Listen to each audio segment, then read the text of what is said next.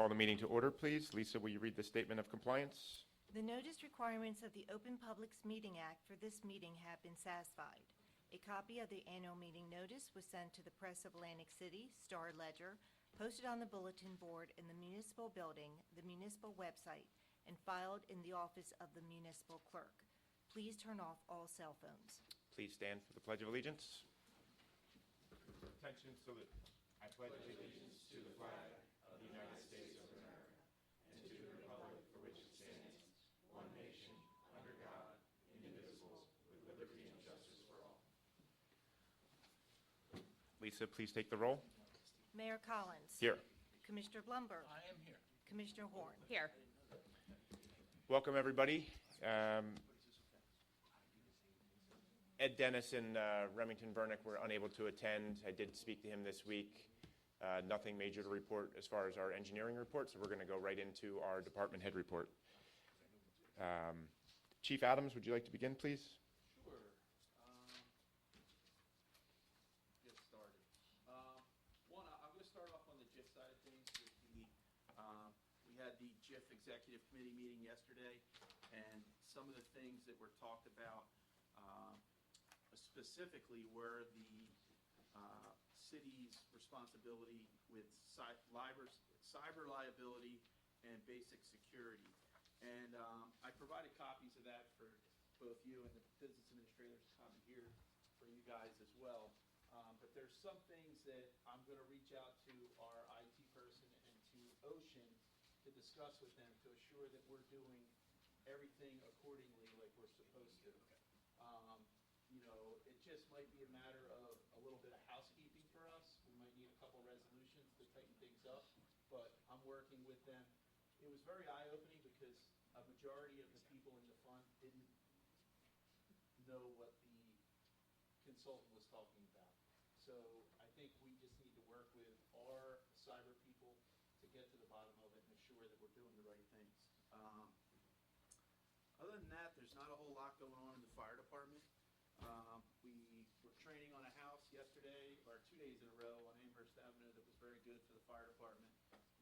We will be working with Public Works coming up next month to do their annual training. Other than that, everything's good in the fire department. Great. Thank you, Chief. Lisa? Okay, thank you. Good afternoon. Just a couple things to report, one of which I was contacted by Captain Jeff Lee in the police department that they have funds available through a drunk driving enforcement fund in the amount of $58,707. So it could be put, I think they have to expend at least 50% of that for drunk driving enforcement. We can either do targeted patrols, or if we decided to do drunk driving enforcement tools, then it would have to be a 50-50 split. So we could, we can't just do all of, say, signboards or this, but we could split 50-50. But I think the way we are thinking about it is probably targeted weekends during the holidays, Memorial Day, 4th of July, Labor Day, is probably where the drunk driving enforcement funds will be working. So it was actually really good that we're going to start utilizing it. Okay. So before they're able to use that, we have to appropriate it in the budget, which will be offset by anticipated revenue. So as you know, we're scheduled for the budget hearing April 3rd. And if that goes through as is, then I will be preparing a Chapter 159 resolution to subsequently add it to the budget. However, if there is going to be any amendment to the current budget, I will add it in at that time. So I'll wait and see. But either way, it's a good finding for the city, and it'll greatly help the police department. The only other thing I want to mention to you is we received the final state aid payment from the DOT for the Atlantic Avenue bike lane painting, like the first phase of it. So we received was $74,168. The total amount we received for that grant was $274,157, which offset just about the entire cost of that project. And that's all I have to report. Great. Thank you. Thank you, Lisa. Chief? Thank you, Mayor and Commissioners. As you can see, I gave each of you a copy of the 2024 annual report for the police department, which is a summary of all the activities of the police department for the calendar year of 2024. A copy of that will be digitally on the city website tomorrow. So in your time, if you'd like to read it about the activities of the police department in 2024, you will see our calls for service, our goals, who we are, where we've been, and where we're going. So it's an annual document we like to prepare and have it out for the public to see as well. I would like to thank Pat for the city lot. The lot at Benson Avenue has turned out great. There's been a lot of concrete work. I saw planning took place this week. I got a text message from Pat today that it's always been open, but it's opened in a refurbished state for the summer. So it looks really good. We'll go in there, repaint the lines. Again, 18 spots that are right by Washington Avenue, a block from our busy bar and restaurant area. It's great all the way around. Hopefully it'll be utilized a lot more in the summer of 2025. That's our hopes. Last thing, with recent incidents with the police department in the city, a couple of motor vehicle thefts, and we always have them from time to time, and I always like to remind people, please lock your cars and take your keys out of it. It can prevent 98% of the motor vehicle thefts we have in this city. And again, I always say at 9 o'clock, if you go, have a checklist. Make sure your car is locked, make sure your house is locked, make sure your lights are on, and just do it every day, because as we find out, leaving your keys in a motor vehicle, especially in today's day and age, is very easy pickings for somebody to steal a motor vehicle. So again, I just always try to emphasize that. That's all I have. Thank you, Chief. Roger? Thank you, Mayor, Commissioners. A couple brief items. Planning Board meeting is next Thursday, the 27th. Also, I did have a meeting online today with Remington, NJDOT, NJDEP, and SHPO in regard to the Washington Avenue Streetscape project. SHPO had concerns about the project and its relationship to Lucy. They determined that there's nothing to be concerned about, so that's another hurdle we don't have to jump over. And also, the bike lanes will be painted green on Washington Avenue as well as Atlantic Avenue, so we'll have a nice connection between Atlantic Avenue and the bay. That's pretty much it. All right, thank you, Roger. Pat? How you doing, Mayor, Commissioners? The call volume this week in the Public Works Department is averaging about 40 calls per day, so it's definitely going up since a couple weeks ago. The water usage has also went up to 500,000 gallons per day, so you can tell the sprinklers are starting to come on in town and people are here. We had 4 water breaks last couple weeks. Been working on the relief cabanas for the bay. They're almost complete. We're just waiting for a little wood for the one left we got to do, and then we'll start working on them 8 lifeguard stands. Talk about the Benson parking lot. We'll put them bike racks in there. We got them delivered today, so they should be in there tomorrow or Monday at the latest. And fire hydrant flushing is going to be March 31st through April 4th, 8:30 to 3, all 5 days. And I'll get with Danny and we can do a phone blast and that sent out that weekend before. And also with the road program, the chief inspector for RV called and asked if they can work past Memorial Day a few weeks. So I told him I had to bring it to the mayor and Pat's attention for approval to see what you guys want to do with that. Yeah, I mean, I think it would obviously make sense for us to complete any open jobs as opposed to leaving them unfinished for months. There's no ordinance in place that prevents the road project from continuing past Memorial Day, correct? They have to be pretty much buttoned up, and they do require your permission to continue that. Yeah, exactly. Okay. Yeah, so I think we should work with them, find out how long of an extension they need, and Yeah. try to accommodate them as Yeah, it best seems we like can. it's going to be like 2 to 3 weeks just to button up the streets that they're already working. At least get a base paved down to where it's not going to be a mess for the summer. Okay, yeah, I think I'm in favor of that as long as it doesn't enter into the July 4th weekend. All right, perfect. I'll let Mike know. Thank you. That's all I got. Thank you. Scott? Okay. Got a number of things here, and the first I want to start out, the lawyer and the owner of Argyle Avenue and the Beach, Ventnor's side, as I understand it, was a part of his planning board approval, wants to pay for a new street end of Argyle Avenue. In fact, it would include a handicapped access area, it would include stairs, include the bulkhead, plus he's going to bulkhead his house, which kind of looks like he doesn't have a bulkhead there. But It would be at his cost. It would be under our supervision. His lawyer contacted me and said, could you kind of move that along? So I figured, well, here's our workshop. I'll do what we have to do to move it along. Now, I didn't get into the details of who would design the bulkhead, but I assume engineer. he would do it or us. They would design it. So Roger knows more about this too. Do you want to enlighten this, everybody? Sure, just also to clarify, that was not a condition of approval. Right. They could build the city's bulkhead at their own expense if they chose to, but it was not a condition of approval. They want to elevate their bulkhead. The requirement is elevation 13.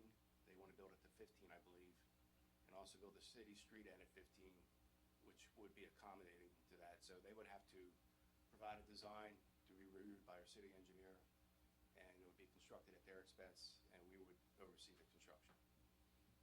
So the ordinance that says 13 feet, that is The the minimum height? yes. So we can approve it to be 15 if we choose? At that location, 15 probably would look like 13. Yeah, I went out there today. I was on the phone with Scott to take a look at it. I mean, I think 13, is still fairly low in that area. 15 would bring it up. Is there any situation where we could allow the homeowner to build 15 in front of his property but still be 13 at the street end?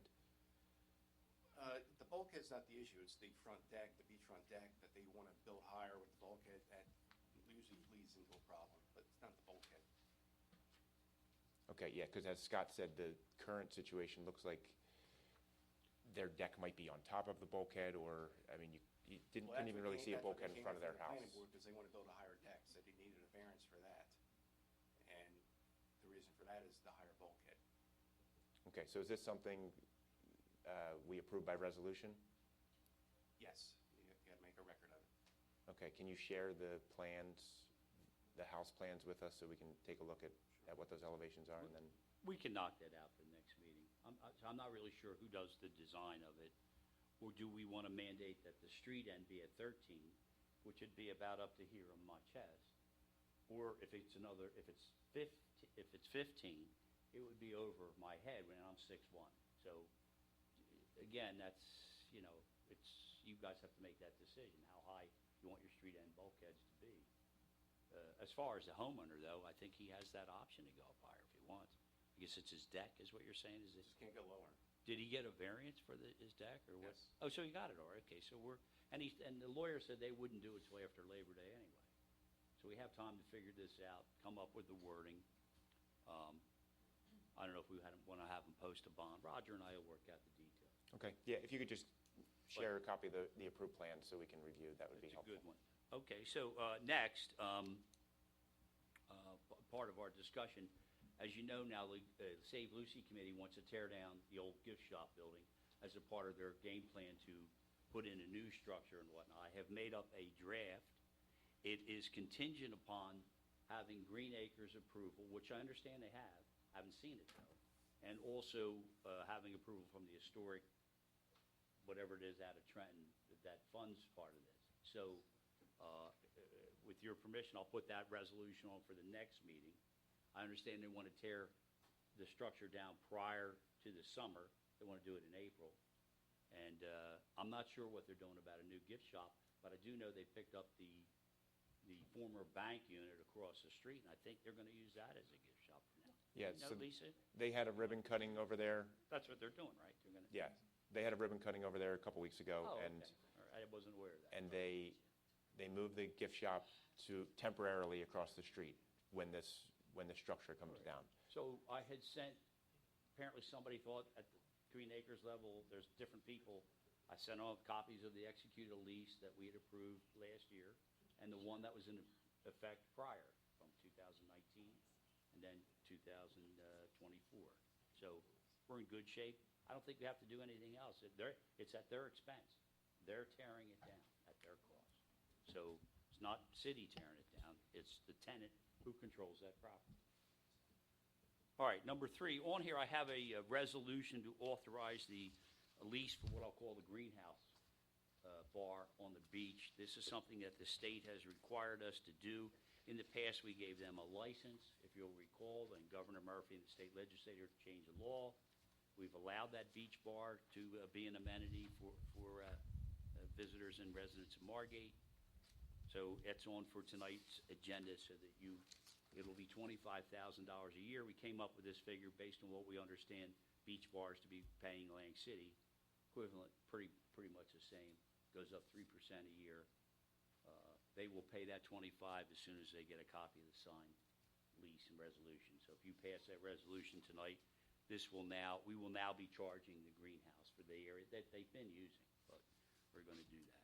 And just real quick, Scott, Lisa, if you remember, the DEP is requiring that those funds be used for recreation. I know you were thinking about a way to, whether it's a trust but or... I don't believe you forwarded me the information from them. I was actually looking for it earlier, so can you send me what the DEP sent, so I make sure I set it up and we're in compliance? Scott, can you send that over to Lisa? As far Send as you what? I recall, the like a DEP's month ago, yeah. the DEP's requirement that all funding be used for recreational activities. Yeah, I don't know if that's a regulation or what that is, but I'll work on it so you have it documented. Yeah, they're supposed to be used for recreation. Yeah, okay. That I know. A couple other things, couple of good things. The County Improvement Authority has been in contact with me. I think I've sent you out a draft agreement. We had done an agreement several years ago when they funded several houses to be raised to required flood elevations. As I understand it, they now have funding to do another, is it 21 houses, Pat? They're going to do 21 houses. They will run the show.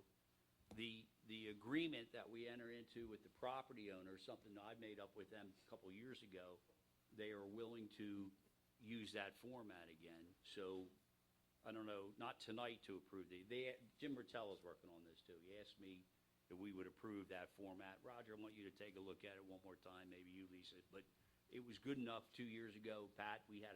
After Sandy, there were grant monies to raise houses. And now it's going to be available again. The Improvement Authority is going to run it, though, not us. But they're distributing the money. So I'm probably excited about that. As you know, we settled on Taylor's. We now have that. Pat's people and Pat have been great to work with, and we're moving forward on this. I think our next step through Eddie's office will do the utility markouts. We're going to have to get, I believe we're getting quotes for demolition of the building. And if you understand our agreement with Exxon now, they're giving us $70,000 to cover demolition costs. What they intend to do now is there's just 2 tanks remaining that were closed in 1979. Those tanks will be removed. They're partially under the building. And then we're moving forward, and we're going to make an application. I assume we have to get county approval. It is on a county road. And I've seen the preliminary designs. So at some point in time, we've got to make a final decision on that design and then submit it into the county. But, we're moving forward, and there it is. City owns it. Public Works is helping. They've got a key to the building. Buddy's still moving some of his equipment out of there, but that gas station is closed. We don't have any gas stations on anywhere until Albany Avenue Bridge. Scott, I have a question related to Sure. that.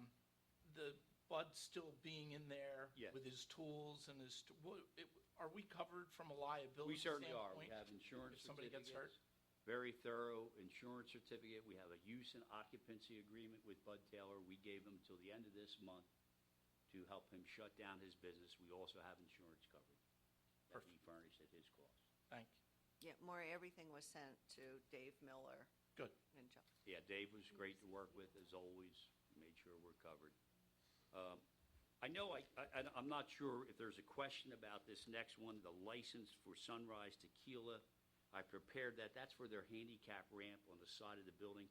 Recall that the project was, they utilized an existing building at existing setbacks. They raised portions of the building. There's a second floor addition. They had to have a handicap ramp. So without tearing down exterior wall buildings, we drafted up and have an exterior handicap ramp licensed to go in the right-of-way of Monroe Avenue. We have already done this a number of times. Margate Towers, Hot Bagels, I believe Versa Bakery has a handicap ramp, goes in the right-of-way. That's the county, though. They had to get the county approval.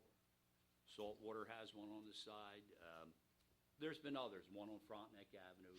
Typically what happened through the years, stairways, or maybe they had planters, or like the Margate Towers, they have like a patio, goes into what's called the right-of-way of a street. It's actually outside their deed line, but if the street were vacated, they would own to the center of the street. So it is a license, there's an insurance requirement. It's necessary. It was, I don't know if it was shown on their original approved plans, but under the handicapped access law, they have to have it, so it's mandatory. So, could you vote no on it? I guess that would Scott, be interesting. is that ramp already built? It's built. So it's already done. built?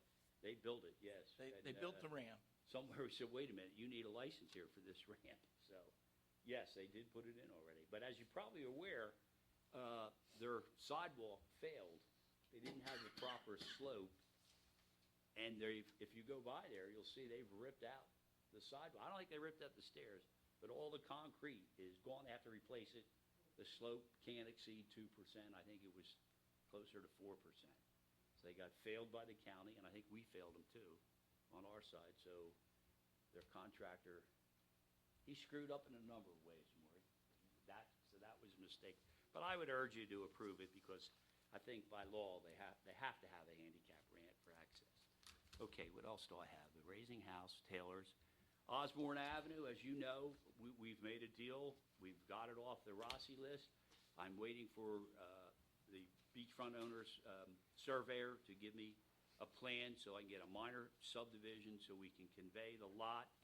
And again, that one, the owner is going to build his bulkhead plus the street end bulkhead plus a handicapped access plus a stairway. It's 165 feet of bulkhead. So you're talking a very substantial amount of money for improvement and another $226,000 to the city in addition for that 1,756 square feet. I know I talk a lot, but if Eddie's not here, don't I get more time? I got one more. I got to have fun with this. I do this because I enjoy doing this. Maury, this will concern you. It concerns all of us, but you're going to love it. I always wondered who was the first settler in Margate. And it was a guy named John Bryant. And John Bryant had worked for Jeremiah Leeds. We know who Jeremiah Leeds was, right? He was the first guy to settle in Atlantic City. And he ran the salt works for Jeremiah Leeds until he moved down to what becomes Margate to make the salt works. This is great stuff. I'm telling you, I love this stuff. I always assumed his salt works one was on the south end of the town because that's where the little village originally called South Atlantic started. I said, well, that's where he had to be. He was where your house is. He was there on Pembroke in that area. And in fact, it's an article that was written about 20 years ago in the County Historic Society. And he leased an area. What is it when it's the rectangle is on an angle like this? Parallelogram? What is that called? Parallelogram? Christ, you guys are smart. A parallelogram. He rented an area for 50 years that was about 4 or 5 blocks wide. And it is there that he established his salt works. And I assume it has to be close to where you are. Because I can remember a few years ago, there was a giant Atlantic white cedar in that high area that unfortunately got cut down. I saved chunks of it, which I gave out for guys who carved ducks and whatnot. But this map attached to the article shows it's right where your place is, that high ground. I find it very exciting. I'm sorry, but that's where the first settler was. First guy who lived there. And I will send you copies of these. They say that area is one of the highest in Margate on my street. You're at the crest of it, right? My kid lived across the street. I mean, it's a remarkable thing that it's so much higher. So if there's a hurricane next time, we know where to park. We're going to park in front of Maury's house. Come stay at my house. So high. So, but anyhow, I'll send that article out to you. I think you're going to enjoy reading. Anybody wants it, maybe we'll put it on our website or something because it's great history of Margate. That's it. I'll shut up. All right. Thank you, Scott. You're welcome. Pat, you're up. So I've been involved in some contract negotiations, some personal matters, and some other things that we've gone over the past couple weeks. In the spirit of our workshop, I have a couple of things that asked for discussion.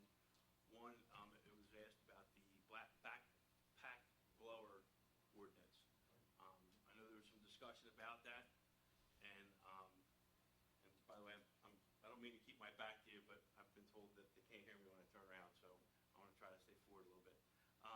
There's some discussion about the backpack blowers, and I think we wanted to have further discussion, so we have exactly what commission would like to have added in the ordinance.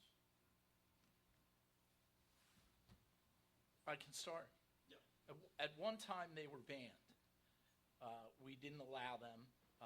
And subsequently, somehow they got back into the ordinance.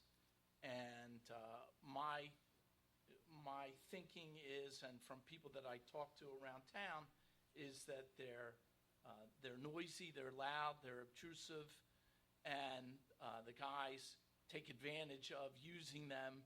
They blow their stuff in the street, they blow it down the storm drains. I think we should put it back in the ordinance and, prevent the use of them. These guys, the landscapers, can use handheld blowers. They're not as powerful, they're not as noisy, and they're equally as efficient. And, they encourage the landscapers to sweep up, I think, because they're easier to control. So my feeling is that we should put them back into the noise ordinance. I guess my question, and I had mentioned this to Pat before, is, and I don't know if anyone could provide some feedback as to what the neighboring towns do, because I would imagine that the landscapers that work in our town are working in the adjacent towns. So I think we should be consistent with the neighboring towns. And also, Pat Power, maybe you can lend some insight. I believe that we use them ourselves for public works, correct? Yeah, we got probably about 5 or 6 of them. And would that impair your work efforts if they were taken away? Probably slow it down a little bit, I'm sure, but we also clean up after ourselves too, so. And don't Makes you the use difference. those mostly at the rec complex? Use that at a rack and then. And you're not using them out on the street? We Not use that them I've at ever seen. yeah, we use them at a couple of the city properties we cut and then out in the rec fields and all that stuff. But my only concern is, what are we gonna do about the enforcement perspective of it? I think we've already talked about, with new ordinances coming up, it's going to be hard to police. We all know there's a lot of landscapers in town, especially as the summer season comes up. The enforcement part might be a little bit hard with only, I believe, one part-time code enforcement officer at this time. So again, I know, and the ordinance before, I believe it was, I remember when it was proposed, Commissioner, and I just think it was tabled for some reason. I don't know if we ever actually adopted it, but I know we had it written up 15, 20 years ago, and then it was tabled for some reason.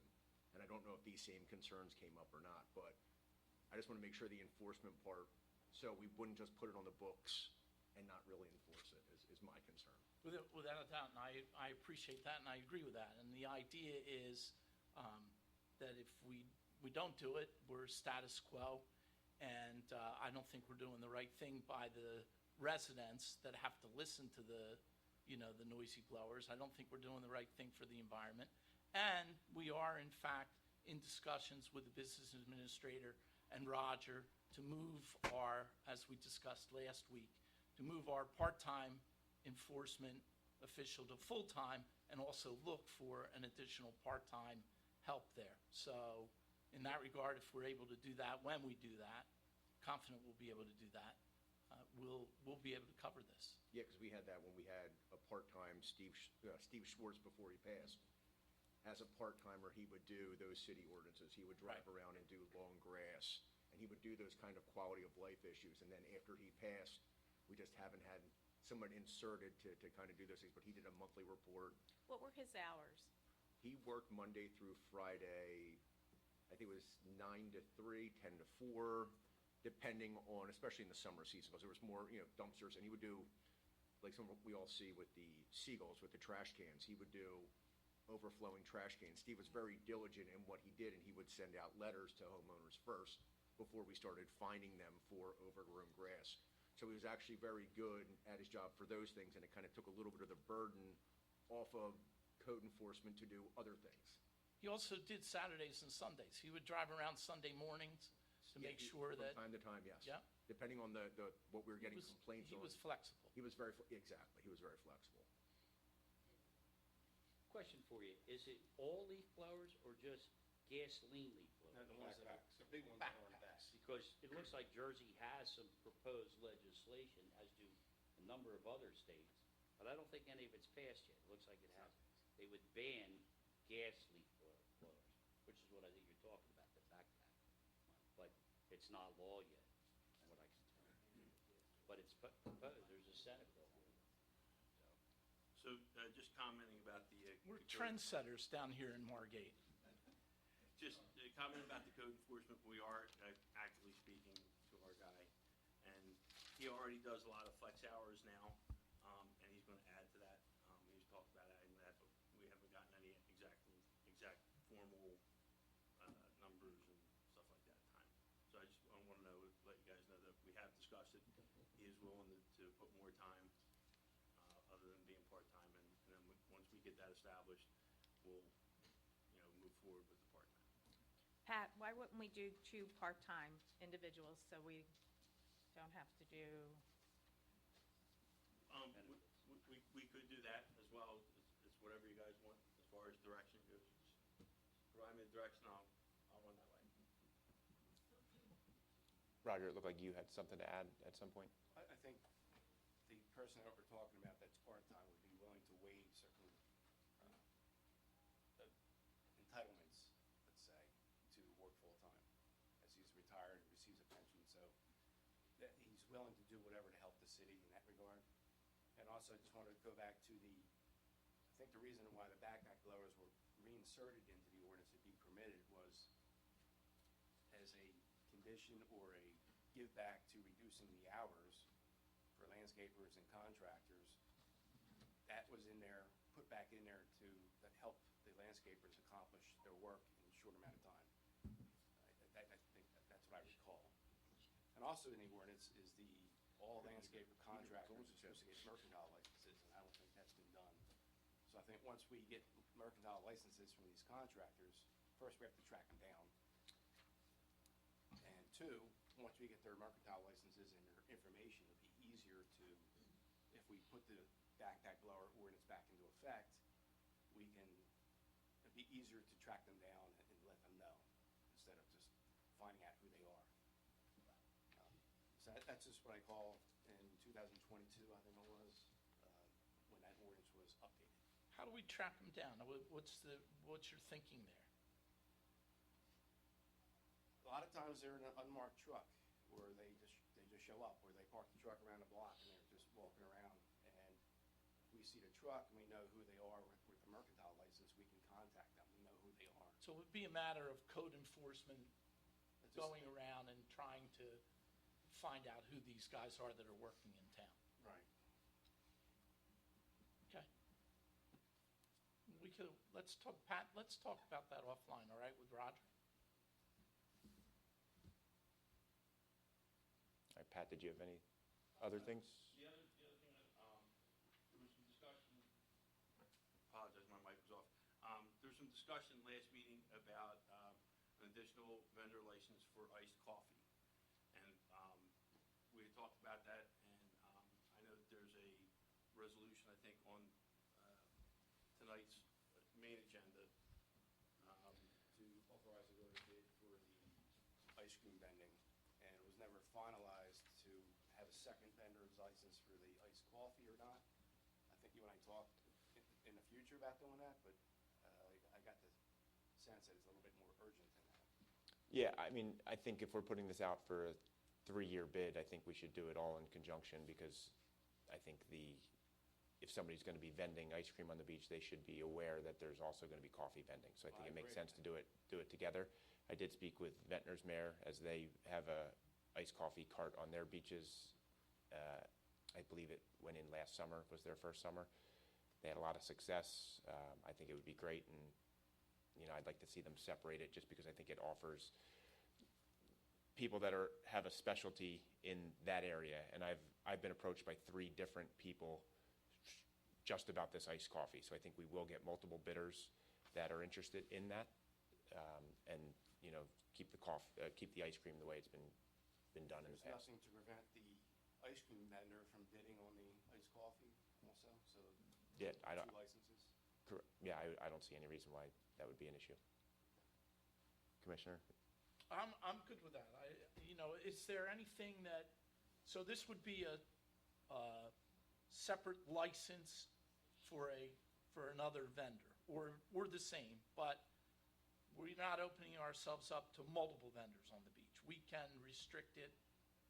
Yes, it's public land, you have to bid for the use of public land. The beach is considered public land, it's a concession license. You can have a one-year contract that can be extended for 2 years, for 3 years total.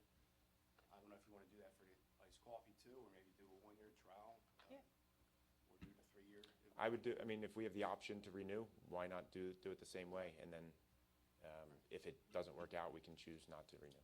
And I don't know, I don't know if you're gonna, there will be 2 vendors potentially, and the veterans do have the right to use the street ends, as Right. they've always had. It's a little bit different in Ventnor, where the Ventnor veterans are allowed to go on the beach and sell ice cream. It's probably why they only did the iced coffee there. But if that's what you wanted to do, I don't know if you can officially amend the agenda tonight with adding that, but if I get it Don't you right. have to have an RFP, you know, put together language in the RFP for certain Right. things that we want to make Well, I sure have the that ice we. cream one almost ready to go, and that's advertised for Thursday. So we can do the following Thursday for the iced coffee, maybe do the authorization. After the fact, we authorize, or advertise, but before we receive bids, we can authorize to receive bids. Right, I believe the resolution on the agenda is basically allowing you to put the RFP out, correct? For the ice So, cream. for the ice cream. Right. So, I think if, Can we amend that on the fly and have you guys agree to it? That's something we can do. What are you doing, going from ice cream Now, to? Having we're to, adding. adding one. If we can do that tonight. I know that we have some time constraints right now. Liquid. And keep in mind, that advertisement won't go in for another week. Well, why don't we amend this tonight, and then can we change the advertisement in time so it's advertised correctly? No, our advertisement for the ice cream is separate, that's done. That's what you're talking about. You want to change this and add coffee on here? No, there's gonna be a second one for coffee.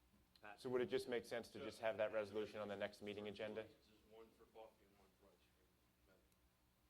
No, I think we got to go separate on this, right? Because you're already ready. It will be separate, yes. You think we can do it tonight, but we don't even have it on the agenda, we don't have anything? I see no harm in waiting for the next meeting. Yeah, because you can still make the summer season, so, I was just concerned for time constraints. yeah. I Right, think so we it- have plenty of time, I right? think the key here is that as long as we know we're moving forward with that, when we do the RFP for ice cream, if that's almost ready, that we indicate that there is a separate license. I would have to let that person Yes. know, out of fairness to them. Exactly. So I think as long as we do that, we know that, we can pass the resolution we can put the resolution up for approval for the next meeting. Perfect. All right. And then the last thing I have for workshop was, there were some issues related to increasing fines and stuff on the last workshop meeting. And I just wanted to see if we could finalize that and get the direction so we can complete that. So I would like to hold off on that for, possibly till the next meeting. I did present this to the Citizens Advisory Committee. I know we have Mr. Altman here in attendance. My understanding, it has generated a lot of discussion and a lot of outreach to the community about how they feel about the fines and construction hours. And the committee is going to report back to the commission, I believe, within the next week. So if we can just push that back a little bit, I think that would be beneficial. Okay, that's all I have. Thank you. All right, thank you, Pat. So I'm just going to report from the Recreation Department, as Andrew was unable to attend. So our recreation and travel basketball season just ended. In all, we had over 200 children participate on 22 rec teams and 10 travel teams. Our 6th grade girls finished as the runner-up in the Epseekin tournament, and our 4th grade boys won their tournament. Proud to say I was one of the coaches for that 4th grade team, and we were real close game last night. It ended around 9:30 at night after a battle against Woodbine, but great group of kids and well-deserved for that group. Our summer camp is sold out for 1st through 6th grade, and we have limited availability for ages 4 to 6. We do have availability in all of our weekly sports and educational camps. And then just a brief update on the pavilion. On Monday, over 90 of our seniors will be going to Josie Kelly's in Summers Point to play cards and have lunch. In April, we will be doing the same thing at Gilchrist. Beach tags will go on sale 7 days a week beginning Friday, March 28th. Badges can be purchased online or at the Bloom Pavilion between 9 a.m. and 3 p.m. And that is all from Recreation. Lisa, do you have anything? The rabies clinic has been changed to May 3rd to accommodate the veterinarian who is not able to make it on May 11th. And the clinic goes from 10 a.m. to 12 noon. Great. Thank you very much. All right, we will now open up to public comment. If anyone has any comment on any items discussed in this meeting, please step forward to the microphone. Hello, everyone. Steve Baglivo, and I will state my address, 9710 Atlantic, no, I'm sorry, 9600 Atlantic Avenue, Margate, New Jersey. A few things. In reference to the landscape blowers, should this guidelines be based off of backpack and handheld or actually CC of motor size? And the reason why I ask this question is, myself have both on our site, backpack blower and handheld, that are the same CCs that produce the same amount of noise and sound. The only difference is one's easier to handle than the other. What is your opinion on that? I mean, I think that makes... Or who's in charge of that? Well, I mean, I think it's a discussion we're having, trying to decide. So I think that's very good Right. input. And I understand hours of operation, because what's going to happen is if you restrict these landscapers on what they're able to use, their time on site is going to cost more to the consumer as an end result, and then they're going to be here complaining to this board about how now their landscaping went up X amount of dollars because you're making them use a handheld or broom and dustpans over a backpack that produces the same decibels of sound and noise and order, if you follow what I'm saying. Maybe something you want to think about.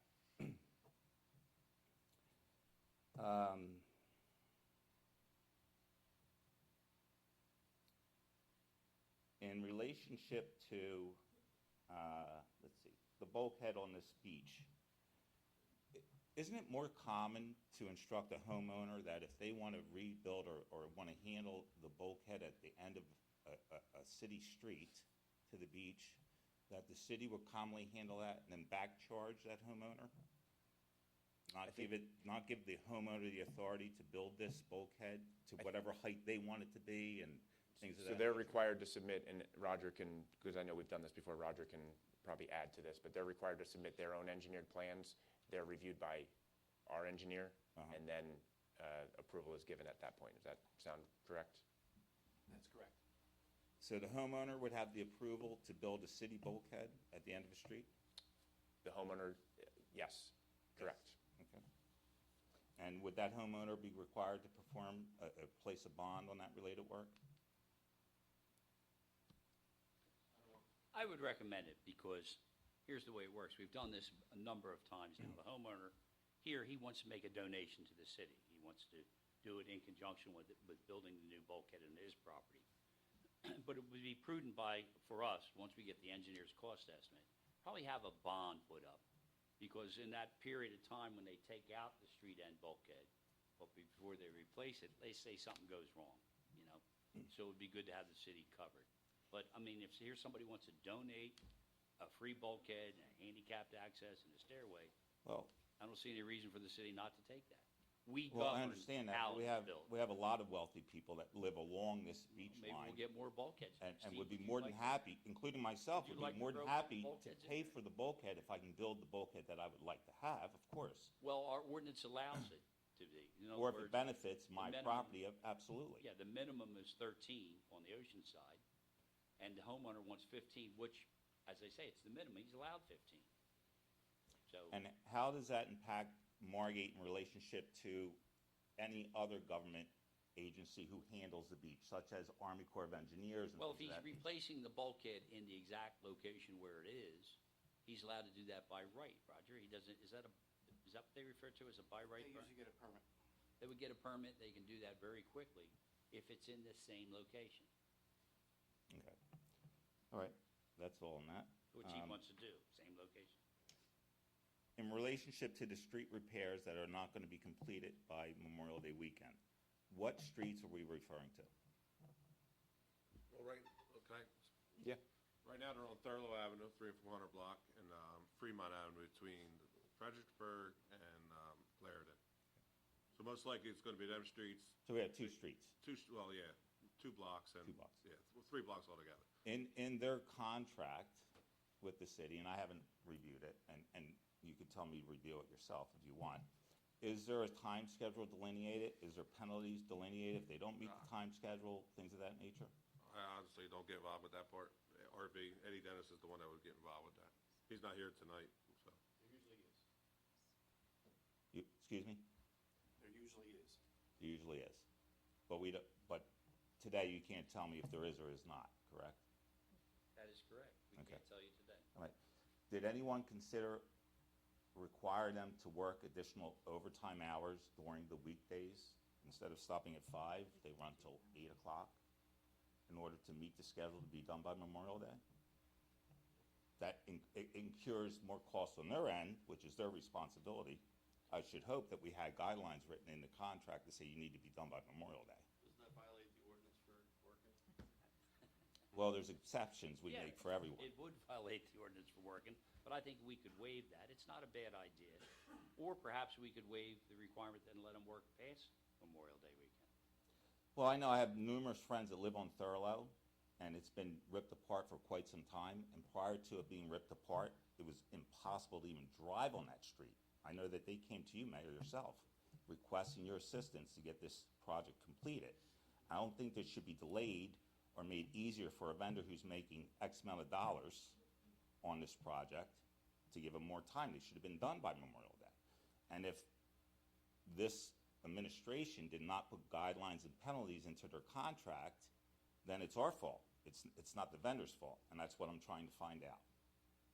Yeah, and again, this is a topic that obviously it's the first time we've discussed it in workshop tonight, so we have some questions to ask and ask the vendor and ask our engineer. So we're going to have answers maybe the next workshop, so we can. Yeah. Or, I'll make sure I take care of that. okay, good. Give me 1 second. Are we even sure they won't be done by Memorial Day? We still got 3 or 4 other streets to do. That are not going to get done. Okay. In relationship to the coffee vendors on the beach, so it's going to be limited to veterans who are going to be able to. No, so we or put out a bid currently for ice cream vending on the beach. Okay. It's open to anyone. Our veterans have the ability to, do they have to provide a license to the city? Or No, they have the right to use the street ends up to the bulkhead. Right, so they, you'll see them, with no license. Correct. correct. How about liability insurance? Mercantile They get license. They do get a mercantile license. Is that like the Yum Yum truck? Yes. Yes. How about liability insurance? Because coffee's a hot product, or I guess they're going to sell cold, but maybe they'll have hot. What about liability coverage for the city? The veterans do have to provide to us liability insurance each year. And the current individuals that distribute coffee in the city of Margate, would they be given the opportunity to be the first vendors to be able to sell on the beach, meaning Starbucks, hot bagels, or any other vendor that distributes coffee who has a mercantile currently in Margate?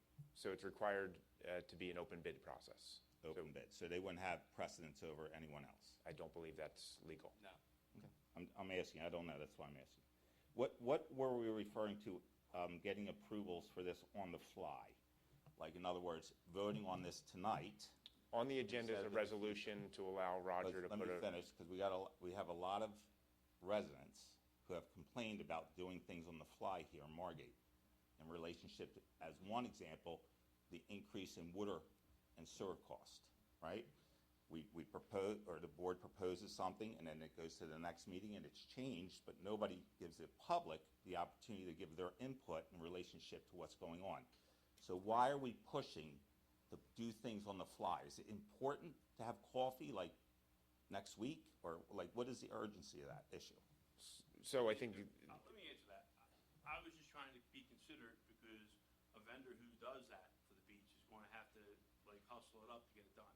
If there was a way that we could alter this to put out a bid for 2 licenses at once, that's what the on the fly was. And I apologize if it sounds like we're trying to push something. Well, I think there Please should let be. me finish. Go ahead.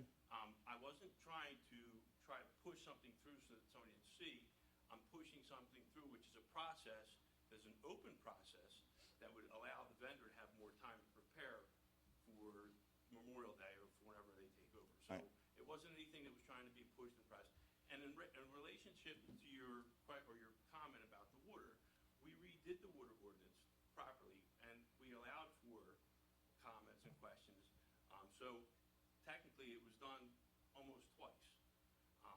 So we did allow for public comment and questions for that. We did that. Well, We redid that to make sure it was done properly. So it's not like we pushed it through and then did something else. It was an honest error that we took control over and took the I blame for understand. it and went in and So corrected it. what I'm referring to or questioning is the error that you're mentioning, an honest error. There was a gentleman that stood here at one meeting in the past that said, hey, wait a minute, it said 1 bullet, and then you go to get it approved, and now there's 2 bullets. That's So that was an honest mistake, Well, correct? it was, yes. And then, Okay. and we did what we needed to do to actually introduce that to make sure that it was open government. Understand. In relationship to the Sunrise Tequila ramp, being a builder and developer, I know there's certain processes you run through. You do your forms, and then you call for an inspection of your forms before you pour your concrete, and that inspection is either approved or failed. Before they poured that ramp that exists on the street in the public right-of-way, was there an inspection by code enforcement prior to approve them to pour the concrete for the related ramp? I mean, we don't have anyone here from the construction department to verify that. That wouldn't be Roger, that would be construction, correct? And why is that? Why do we not have a public person here from the building department? Commissioner, do you have an answer? Yes, Palma is on vacation. She's usually here. She's on vacation today and tomorrow. So she's the only person that can handle for a building department? I know Public Works had someone fill in last meeting, right? Dominic filled in last meeting because you were busy. There's not people that can fill in these departments? So people can get answers to these kind of Again, questions? I'm not going to speak for Commissioner Blumberg here, but one of the things, I've been working with our business administrator on are requirements for attendance at meetings. So we are working on that. There is nothing in our employment agreements, contracts, or our handbook that requires attendance at the meeting. Totally Make it understand that. mandatory. The other thing I'd like to point out too, and I apologize for the interruption, these are actually public comment, not public questioning and answering.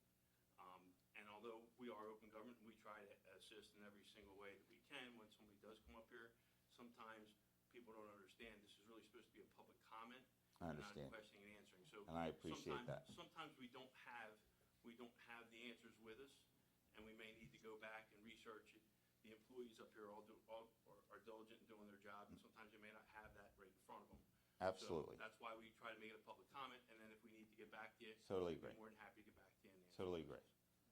My next question in relationship to that ramp is, why were they not instructed to build that into the structure and not on the public right-of-way? So Steve, I guess to just follow up with Pat's just comment he made, I think if you have questions related to this. I know, it's interesting. should- I watch but you should people ask the- time after time ask questions here that are not relevant to anything really, and they're answered. But I ask a question, and I'm told that, it's not, this is not how this is supposed to be working. I don't, Mr. Baglivo, if anybody else asks questions regarding construction, the construction person just isn't here. If you'd like, you can give me a call tomorrow morning. I'll get you all the answers you need. We will. I'll right, send and you an Steve, email. that was, if you would have let me finish, that was what I was going to say. I'm sorry, Mike. That we don't have somebody here to answer those questions. We'd be happy to accommodate. All right, thank you. Thank you for your time. Thank you.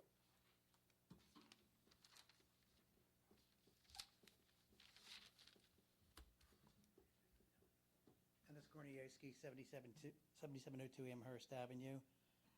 First of all, going back to the ordinance that was doubled in Errid, I talked to Pat did anybody notify they were going to do to give people more time to pay since it was pushed through and not voted on a second time? Remember we had that discussion? Right. I'm not understanding what you mean. We were discussing that since people were not given enough time to adjust to the increase in it, we were discussing about giving them more time than the date to pay it rather than June. Give them the ability to pay it maybe a month or 2 months later. Yes, the folks that are in the tax office have been instructed, anybody who has any kind of problems or issues, to give the extensions, that they're more than welcome to extend whatever they needed to. Did that go out to the people? Because I didn't see anything that came over, nothing on the website. I don't believe anything's actually been put out yet, no. Okay, so that will be done? Yes, I'll Okay. take care of that tomorrow. Excellent. Okay, the other thing is that this permitting drinking on the beach, is there an ordinance that says you can't drink on the beach? There is, Okay, I believe, correct, Chief? okay. So we're going to permit the greenhouse I'm talking about now, the $25,000 a year to have drinking on the beach. Is that permitted? So, and again, Scott, you could probably answer this, but No, that's a separate area that we've separately licensed to allow them to conduct their business. Is it the beach? Yes. Okay, And in fact, it followed the state law, and prior to that, the governor's executive orders to allow such a thing. it's over. That thing is over now. No, the law was passed. It's a state law. Yeah, but you're talking about our beaches, Correct. which will have access by children to go onto the beach from there, correct? And they will remain accessible to children. Children. other than So you're gonna have- The area we're leasing to the greenhouse. Go on. You were going to say something? It's fenced in. Have you seen it? I've seen it. Okay. It doesn't matter. It's still, It it's has a bouncer on the, No, we it's don't still look at it that drinking way. on the beach, which means you're going to say it's permitted in that area to drink. But if somebody has an open can on Delavan's entrance or whatever, they can get a summons or a ticket. That is correct. You're right. That makes no sense then. You don't think that makes any sense? No, it doesn't. Okay. Because if you have an ordinance that says you can't drink on the beach, you're going to say now that you can drink in certain areas on the beach. Correct. That is right. That makes then why have an ordinance to say you can't drink on the beach? I guess people look at ordinances, laws different ways, but in my opinion, we follow the state law, which allowed it access directly. We even allowed it on sidewalks and streets. So, yes, Well, we're following the law. that's another thing about. Well, we this. wanted to save our bars and restaurants, and that's what happened. We did. And cause more troubles last summer. We really think there was that much trouble. Memories, there was no trouble? We're talking about the Well, greenhouse. I'm talking, there's been trouble. There's been people who've been here. I don't know about memories. I thought we were talking about. Okay, I'm just talking about, we'll talk about the greenhouse. There's been people here who've come to the meetings in the past saying about the noise and everything that's there after That's a hours. different topic. I don't know what to tell you. Okay, so are we going to enforce the drinking on the beach since you're saying we can drink in certain spots? Correct. I'm not asking you, I'm asking a commissioner. I'm the head legal That solicitor doesn't- for the city. And your opinions sometimes were not solid, I okay? always thought they were 100%. Yeah, well, they're not 100%. If you want to ask anything, ask the people on Amherst Avenue with Mathis, You okay? mean the ones with those, With Mathis, okay? they seemed like they did pretty well to me, but. They did? Mhm. You better talk to the people who got 20% from Chief Mathis. Hankinson, do you want Go to ahead. address Yes, the drinking on the beach? Yes, we do. We have an ordinance for drinking on the beach. It's no open containers. Like I said, when we can do our ATV patrols on the beach, anybody with an open container, open beer can in plain sight. We can't go, legally, we can't go into people's coolers. We can't grab their cups and see what's in their cups. When we do have complaints on the beach, we go down, we enforce the drinking on the beach. We've done it for many years. So again, it's one of those ones where we can't violate people's rights by going in their cooler and pulling out what's in their cooler. So it's a little bit of a gray area, but again, we do enforce drinking on the beach. Okay, well, the previous captain who retired said he's never given a ticket against that ordinance. Well, I can tell you we have, because we have had Okay. incidents over the years with, especially, there was a time when there would be teens that would come down for their spring break late. How long ago? In the last 5 years. Last 5 years. And okay. we would go down, we issued multiple summonses for underage drinking on the beach. The fines that you said that you were in discussion with the Citizens Advisory Board, I have never been contacted or anything about, and this is the first time I hear about the fines being increased. So how was that information getting out to the people? So it was a workshop discussion at our last meeting, Right? I heard that. and I'm sure after the meeting, you can speak to the person right behind you who's on our committee, and he'd be happy to get you included in their But you conversation. said that information was distributed to the people. I haven't heard it. I've asked the Citizens Advisory Committee for their community outreach. How was it distributed? Yeah? How was it distributed to the citizens here? Dennis, you can ask Steve after the meeting. We have to proceed. Okay. All right, that's it. Thank you. Thank you. Steve Bagley, 9600 Atlantic Avenue. I'd just like to add that I think the approval for the Venturas to continue on their location that they established over the last few years is warranted. In fact, I think it's better to keep that this city is taking a position of let's control where individuals are drinking and making sure the right entities are handling properly. The police department canvasses this beach constantly, day and night, all the time, ATVs, walking. I don't think it's an issue about people drinking on the beach. Thank you. Thank you. Steve Giesecke, 112 North Lancaster Avenue. In relation to the gas power, the backpack leaf blowers, at the last Green Team meeting, this was discussed at length. And I'd like to inform you that, yes, there is a state law that is in litigation there. And the city Maplewood has put a backpack, or has put a leaf blower law into effect. It includes all leaf blowers. What Mr. Bagley said about the CCs and the backpack makes sense, and we can address that. But I would like to forward you some information on what Maplewood has done, because there is a procedure that they have done, and it makes sense. I mean, it took a long time to do it, and they escalated it, because you don't want to harm the landscapers once they bought all this equipment. But it is a quality of life issue. I mean, you know, you got about 40 houses around any given house, and these machines are so loud that it's they operate at such an ear-piercing level that it's disruptive if you're having a Zoom meeting, if you're having dinner, lunch, sitting outside having a cup of coffee. It's very annoying. So it is something that I think we should address and move forward with this. It's not only just a noise issue, but it is a health issue with the amount of with the amount of wind. Like it blows about 250 miles an hour, some of these leaf blowers. And it's way unnecessary for what we have here in Margate. You don't need that much power. And because it's so much power, it is just blowing way more than what you need to do to contain your leaf and your leaves and your grass. So I will forward that information to you, and that's all. Great. Thank you, Steve.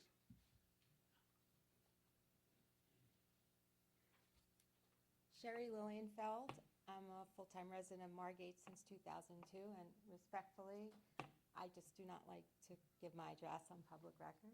Thank you. Well, I go to a lot of commissioner meetings, and I can say, like if I'm in Atlantic City, I could say I'm a resident of Margate. Anyway, my questions are regarding Ventura's, the permits. It's more for clarification. So my understanding is that area is protected under the Green Acres, right? It's protected? Which area, Sherry? The Ventura's land, the beach? Yes, but Green Acres has approved this. So that was my question. Okay, so then they have so I understand that Margate owns the land, but it's protected under Green Acres.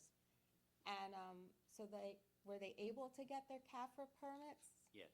Okay, that's all I needed to know, because I didn't understand, because last I Actually, had, it was very interesting. What? A little background. We went with the governor's order when COVID hit. Mhm. The concern was that we would lose restaurants and bars, as many towns did. We didn't. Okay. We let them use the beach that's adjacent, not only to their facility, but to that big public, it's essentially a public restroom that Ventura's built. We had. You said a it was- public restroom? Well, they have the bathrooms Oh, there that everybody at that beach uses. Okay. You've used it, I know, I've used it, Charlie, so maybe we have. But Maybe. anyhow, then it was codified, but it was made state law, the governor's executive orders. And the DEP, which had at first resisted this, agreed that that was the law. Oh, And okay. then they processed their application. Roger, jump in if I'm saying anything wrong. They got their DEP permits. The DEP wanted to see a lease for this area, which they approved it was an odd procedure. They approved the form, then they wanted to see the lease signed, and then they will look at it again, but I understand that they've approved it. And that lease spells out they have to have insurance, they have to block it off, there's all kinds of conditions. But it is a part of their overall DEP approval, and Green Okay. Acres approval. Okay, Did I 'cause- say anything wrong here? Did I get it right? And it's them that can use it because they're adjacent to the property and they have an extension of premises for their liquor license. Right, Can't be right, it's anybody adjacent else. to their liquor license. So, Okay. it's an amenity of Margate. Right, I just didn't know that CAFRA had approved that Now use. you do. Yes, that's why I'm asking, so thank you. Okay, that was it. Thank you. Great, thank you, Sherry. Is there a motion to close public comment? Motion. Oh, we got one Oh, more. we got another customer here. Steve. Oh, I no. was sipping my water. Forgive me. What's happening, Steve? Stephen Altman, 9003 Amherst Avenue, Margate. Some of the things I'm going to refer to are from discussions of the advisory board. A couple of them are just my observations, if I may. One of the things you were discussing whether this was Q&A or just comments. And there's been a lot of feedback in the community that the fact that people get up here and do Q&A eliminates a lot of discussion of people just coming up and commenting each after each after each.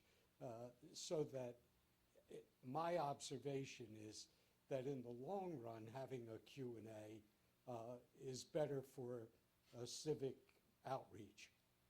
My point was only that sometimes we don't have the answer. I know. And we try to provide that as more of a courtesy. I believe it. But sometimes you're just put on the spot. You got a million things you're dealing with. You may not have the answer right off the top of your head. I understand.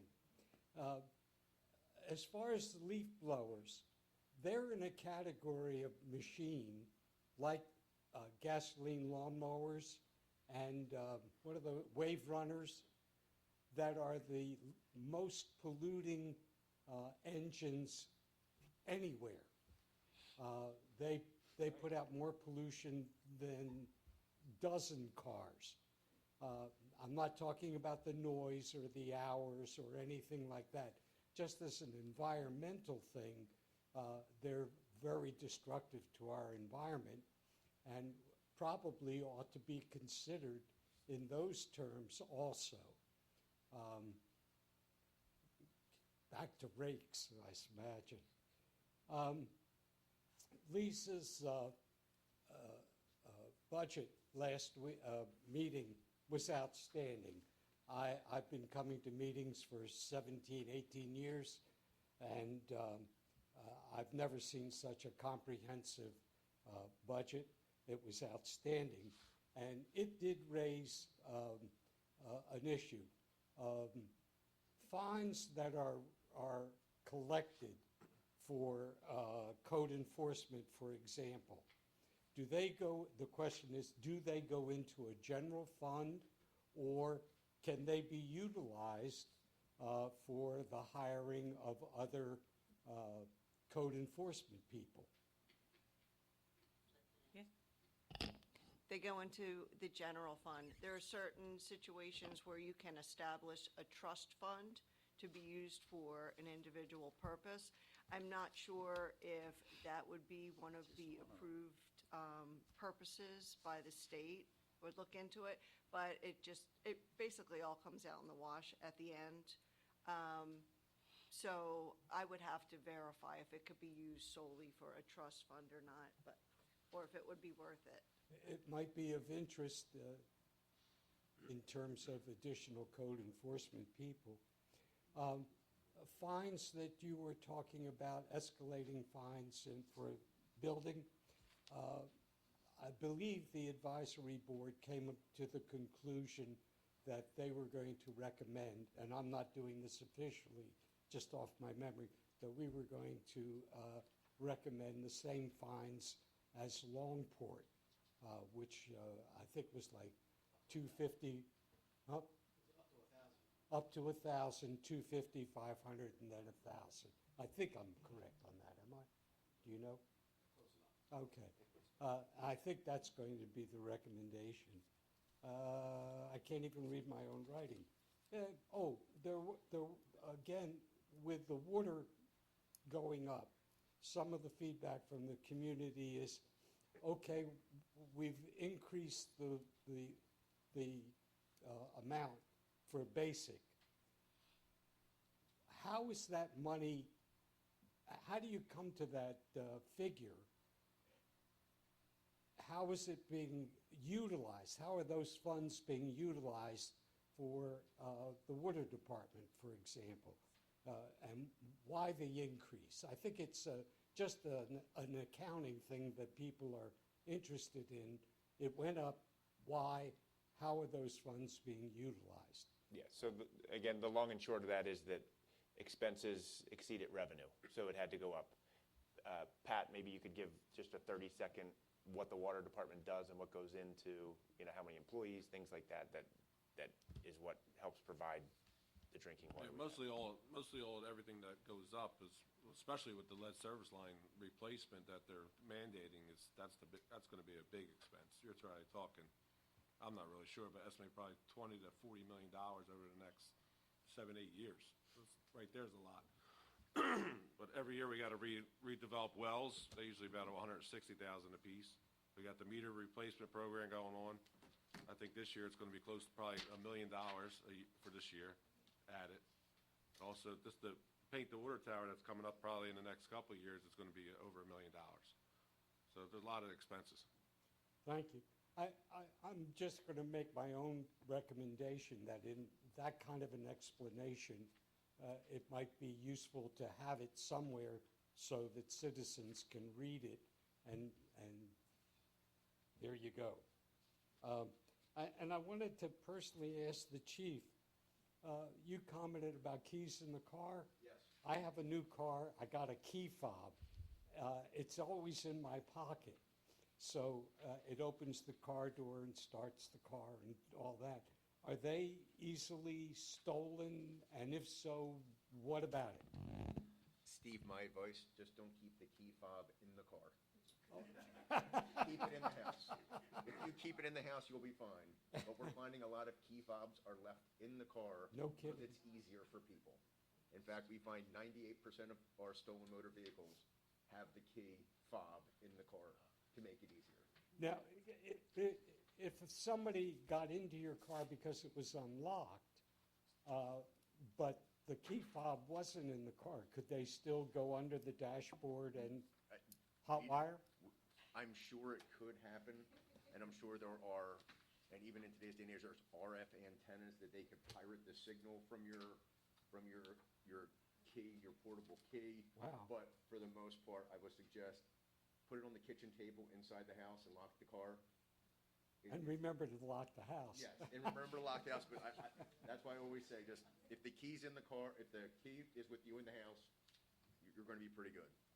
I thank you all for your indulgence. Thank you, Steve. Is there a motion to close public comment? Motion. I will second. Mayor Collins? Yes. Commissioner Blumberg? Yes? Commissioner Horn? Yes. Is there a motion to adjourn? Motion. Second. Mayor Collins? Yes. Commissioner Blumberg? Yes? Commissioner Horn? Yes. All right, I'd like to just roll right into the next meeting.